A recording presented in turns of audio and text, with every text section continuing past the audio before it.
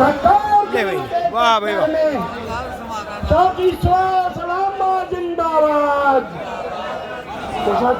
आदरणीय इस सफल अनुशासित वर्णा के अध्यक्ष सुरेंद्र चौधरी जी, मंचासीन हमारे पुराने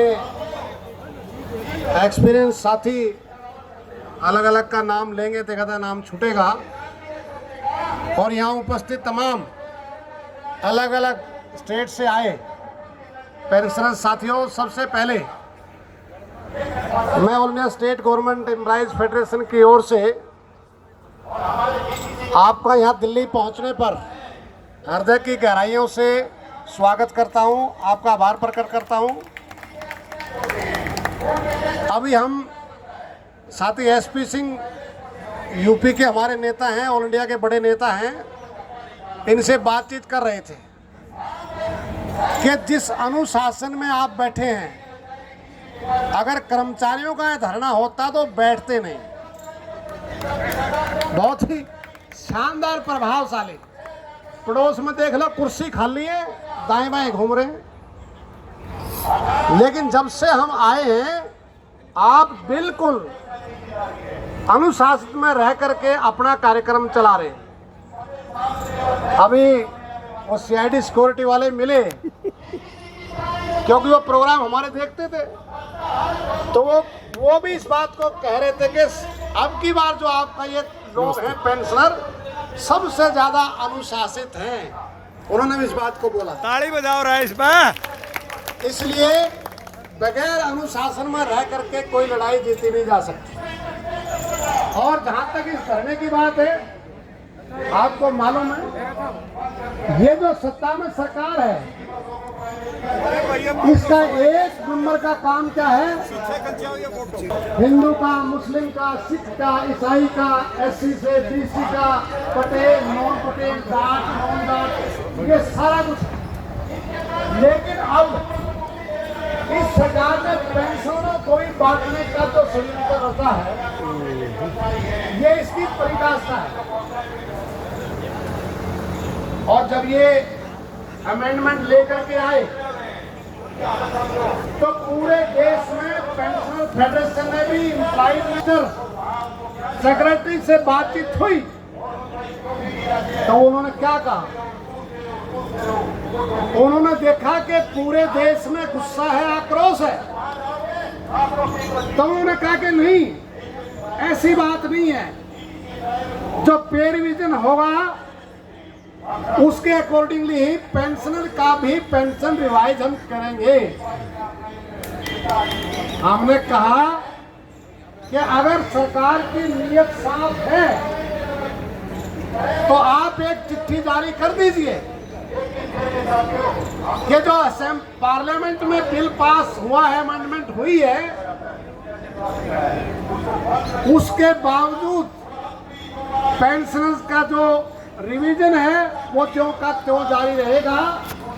उन्होंने कहा कि हम ऐसा कर देंगे, लेकिन आज तक किया नहीं। इसका मतलब क्या है? इसका मतलब ये है कि सरकार जनवरी 2026 से बाद में जो रिटायर होगा कर्मचारी, उसकी पेंशन को रिवाइज नहीं करेंगे। अब इसको लेकर के पूरे देश में अलग अलग तरीके से प्रोटेस्ट है। तो सरकार कहना है कि हम इसको जारी रखेंगे। आप ये समझ लीजिए, गलतफहमी में ना रहे। अगर सरकार को जारी रखना था तो पार्लियामेंट में अमेंडमेंट लाने की कोई आवश्यकता नहीं थी। 3 प्रकार के कर्मचारी हैं, 3 प्रकार के।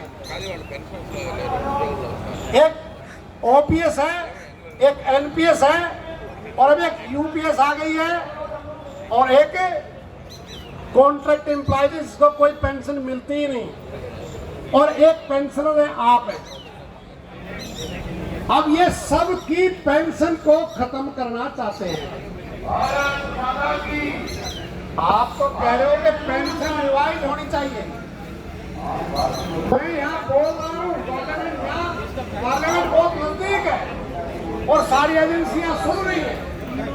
रिपोर्ट अभी फाइनेंस मिनिस्टर को, प्राइम मिनिस्टर के जो ऑफिस है उसमें जा रही है। आप तो पेंशन रिवाइज की बात कर रहे हो, ये कह रहे हैं अब इनके जो 100 कार्ड अर्थशास्त्री हैं, जो उनका प्रयास है कि पैसे की बचत कहां की जाए, वो प्रयास कर रहे हैं, एक ऐसे प्रस्ताव पर विचार कर रहे हैं कि 58 और 60 और 62 साल में कर्मचारी रिटायर हो तो 70 साल के बाद उसको पेंशन ना मिले। सिर्फ डिस्कशन ये चल रही है कि 70 करें या 75 करें। 70 और 75 कुछ भी हो सकता है, उसके बाद पेंशन नहीं मिलेगी। और हम यहाँ कह रहे हैं, उस एजेंसी जो यहाँ खड़ी है, जो हमारी बात को नोट कर रहे हैं, अगर प्रस्ताव ऐसा कोई विचाराधीन नहीं है तो सरकार इसको क्लैरिफाई करे। अब आप देखिए, अपनी पेंशन की चिंता है। देश के प्राइम मिनिस्टर बोलते हैं कि जो पुरानी पेंशन बहाल कर रहे हैं स्टेट, वो पाप कर रहे हैं। ऐसा पाप सरकार, राज्य सरकारें ना करें। अगर पुरानी पेंशन बहाली पाप है तो देश के प्राइम मिनिस्टर सहित तमाम एमपी और एमएलए उस पाप के भागीदार क्यों बन रहे हैं? वो पेंशन क्यों ले रहे हैं? आप 5 साल के बाद या ओथ लेने के बाद जो उनका वेतन है उसकी 50% की पेंशन की गारंटी है, तो हमारा कर्मचारी 30 साल, 35 साल, 25 साल के बाद उसकी पेंशन की गारंटी क्यों छीन रहे हो? आप ये समझिए कि जनवरी 2004 के बाद